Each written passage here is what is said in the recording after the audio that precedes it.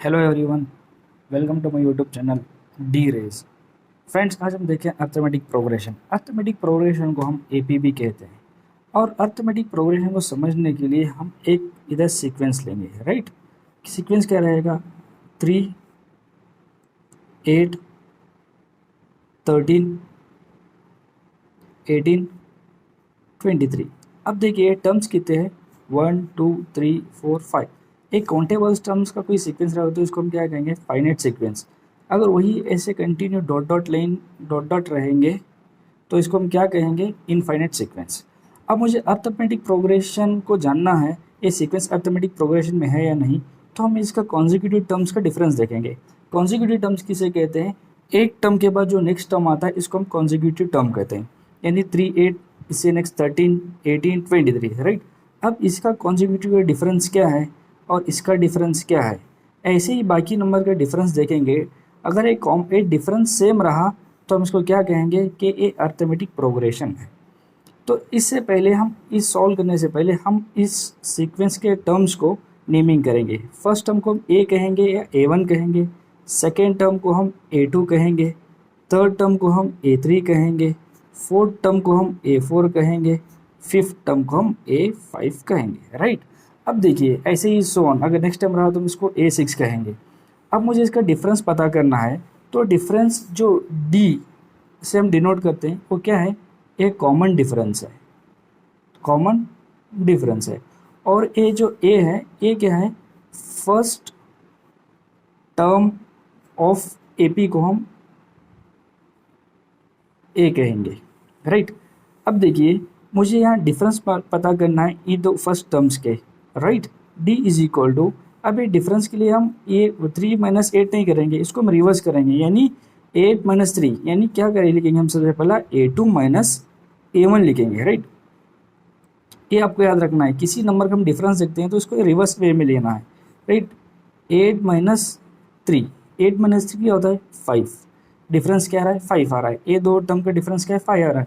ऐसे हम next term का देखेंगे, right. D is equal to, यहाँ के लिखेंगे हम ये दो टर्म्स का ले रहे हैं तो A3 - A2, right. D is equal to, A3 क्या है? 13 - 8, और यहाँ भी डिफरेंस हमको 5 का मिल रहा है। ऐसे ही फिर हम ये दो टर्म का देखेंगे। D is equal to A4 - A3। A4 क्या है? 18 - 13 इज इक्वल टू, ए भी हमारा आंसर है 5। अब देखिए इधर भी डिफरेंस जो मिल रहा है 5 आ रहा है, इधर भी डिफरेंस 5 आ रहा है, इधर भी डिफरेंस 5 आ रहा है, तो हम इसको क्या कहेंगे? This sequence is in arithmetic progression, right. एक एग्जाम्पल हो गया। अब देखिए हम और एक एग्जाम्पल के साथ समझेंगे। Second example, 4, 8, 10, 16 so on, right. अब देखिए डिफरेंस, ये दो टर्म का डिफरेंस देखना है तो हम क्या लेंगे? A2 - A1, right. अब डिफरेंस देखिए A2 क्या है? 8 है। 8 - 4 इज इक्वल टू, डिफरेंस आ रहा है 4, राइट। अब नेक्स्ट टर्म का देखेंगे, D इज इक्वल टू, ए दो टर्म का देखेंगे तो A3 - A2, राइट। A3 क्या है? 10 है। 10 - 8 इज इक्वल टू 2। अब देखिए यहाँ डिफरेंस 2 है, यहाँ डिफरेंस क्या आ रहा है? 4 आ रहा है। यानी यहाँ का डिफरेंस जो है 4 आ रहा है, यहाँ का डिफरेंस 2 आ रहा है, तो हमको कहेंगे this is not in arithmetic progression. ये सेकेंड जो सीक्वेंस है हमारा अर्थमेटिक प्रोग्रेशन में नहीं है। ऐसे थर्ड के एग्जाम्पल देखेंगे, 13, 10, 7, 4 सो ऑन। अब डिफरेंस देखेंगे, d is equal to A2 - A1। A2 क्या है? 10 है। 10 - 13। अब देखिए 10 में हम 13 माइनस कर सकते हैं क्या? देखिए ये मैं इधर सॉल्व करके दिखाता हूँ आपको। इसको हम रिवर्स करते हैं, यानी हम 13 - 10 करते हैं। जो आंसर अभी आता है ना, इसको हम सामने माइनस लगाते हैं क्योंकि हमने इसको रिवर्स किया है, राइट। तो आंसर क्या आ रहा है? -3। ये फर्स्ट टू टर्म्स का हो गया, कॉन्जिक्यूटिव टर्म्स का। नेक्स्ट टू देखिए A2 और A3 का, तो हम इसको क्या कैसे लिखते हैं? A3 - A2। डिफरेंस क्या है? 7 - 10 इज इक्वल टू, ए भी क्या आ रहा है? -3 आ रहा है। अब नेक्स्ट इस टर्म का देखिए difference, D is equal to A4 - A3। D is equal to 4 minus 7, ये आंसर बह रहा है -3। तो देखिए इधर का जो डिफरेंस आ रहा है -3 है, इधर में डिफरेंस है -3 है, इधर भी डिफरेंस -3 है। So we can call it as this sequence is in arithmetic progression, right. अब देखिए हम इसका अब एक जनरल फॉर्म है, इसका जनरल फॉर्म देखेंगे। अर्थमेटिक प्रोग्रेशन का एक जनरल फॉर्म है, ठीक है। अब जनरल फॉर्म कैसा आता है, कैसा आता है, ये देखिए, ये जो फर्स्ट टर्म है इसको हम क्या कहेंगे, ए कहेंगे, और सेकेंड टर्म मुझे जनरेट करना तो मैं क्या करूँगा, इसके साथ प्लस डी करूँगा, यानी डिफरेंस। अब इसका डिफरेंस क्या आ रहा है, 5 आ रहा है, 3 + 5 करेंगे तो 8 आएगा। तो नेक्स्ट टर्म के लिए मैं क्या करूँगा, डी ऐड करूँगा। अब फिर मुझे थर्ड टर्म चाहिए, तो मैं 2 मरतबा डी ऐड करूँगा तो मुझे 13 मिलेगा, 2D। ऐसे ही नेक्स्ट टर्म के लिए 3D, ऐसे ही सो ऑन। अब मुझे कोई यंत्र टर्म चाहिए, इसका एक जनरल फॉर्म है a plus open bracket n-1 into d, right. ये इसका अर्थमेटिक प्रोग्रेशन का जनरल फॉर्म है। अब मुझे चाहिए, समझिए, ये अर्थमेटिक प्रोग्रेशन का ये जो सीक्वेंस है, इस सीक्वेंस में मुझे चाहिए,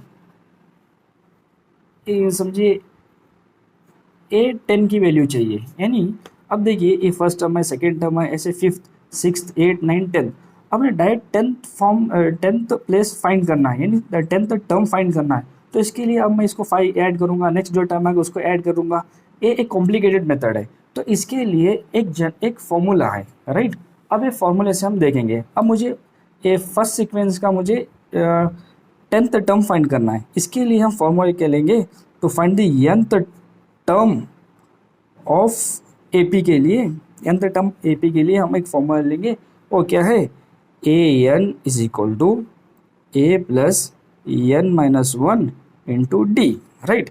अब an की वैल्यू मैं क्या लूँगा, इधर देखिए n की वैल्यू क्या है, 10 है, राइट। तो मैं an क्या चाहिए, मुझे 10 टर्म फाइंड करना है, तो n की वैल्यू 10 हो गया।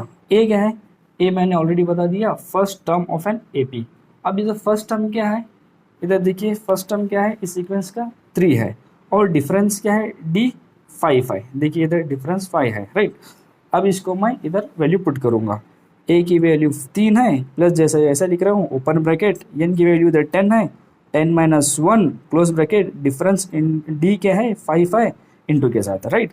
अब इसको मैं कैसे सॉल्व करना है, देखिए इसके लिए बोर्ड मास रूल यूज होता है, bracket, order, division, multiplication, addition, subtraction.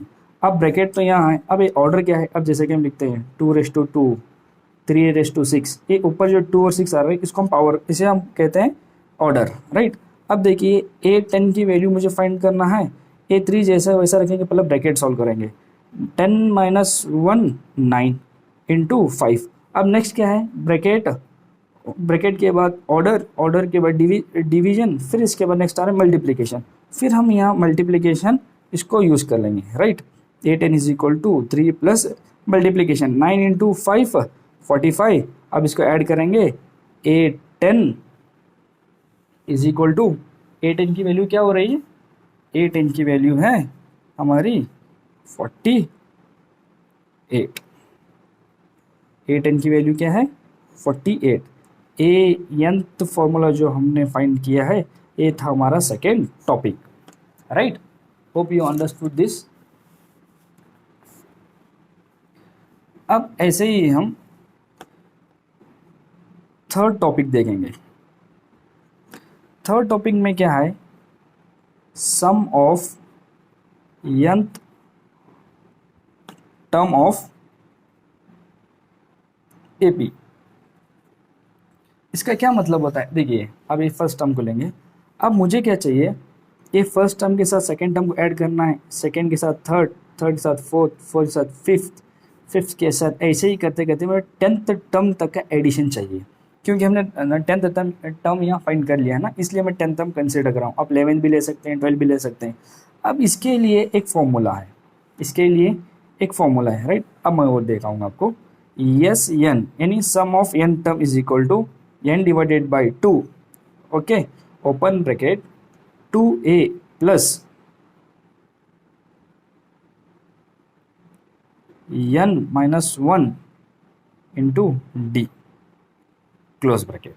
ठीक है, अब देखिए यस, अब मुझे टेंथ टर्म का चाहिए, तो मैं इसलिए डायरेक्ट क्या कर रहा हूँ, यस 10 लिख रहा हूँ।